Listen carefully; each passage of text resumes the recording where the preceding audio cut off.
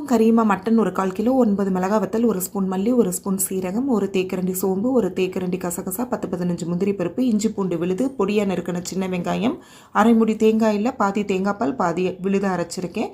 சட்டி காஞ்சதும் நல்லெண்ணெய் ஊற்றி அதோட இந்த மிளகாய் வத்தலை சேர்த்து நல்லா வதக்கிட்டு மீதம் இருக்க மசாலா பொருட்களையும் வதக்கி ஆற வச்சு நைஸாக விழுதுகளை அரைச்சிக்கணும். குக்கரில் கறியை சேர்த்து அரைச்ச விழுது, அரைச்ச தேங்காய், இஞ்சி பூண்டு பேஸ்ட், 1/2 ஸ்பூன் மஞ்சத்தூள், தேவையான அளவு உப்பு போட்டு தேங்காய் பாலை ஊற்றி மிக்சியை கழுவின அந்த மசாலா தண்ணி, தேவையான அளவு தண்ணி ஊற்றி நல்லா வேக விடுங்க. தாளிக்கிறதுக்கு 10-15 முந்திரி பருப்பு, 5 சின்ன துண்டு பட்டை, 3 ஏலக்காய், 4 கிராம்பு, அது திரும்ப எண்ணெய் செடி காய வச்சு அதோடு சேர்த்து வதக்கிட்டு நம்ம பொடியாக நறுக்கி வச்சுருக்க வெங்காயத்தையும் நல்லா பொன்னிறமாக வதக்கி வெந்த மட்டன் மசாலாவோட சேர்த்து தேவையான அளவு உப்பு உரப்பு சரி பார்த்து போட்டுக்கிட்டு நல்லா எண்ணெய் பிரிகிற அளவுக்கு கொதிக்க வச்சிங்கன்னா hotel style mutton chops ready.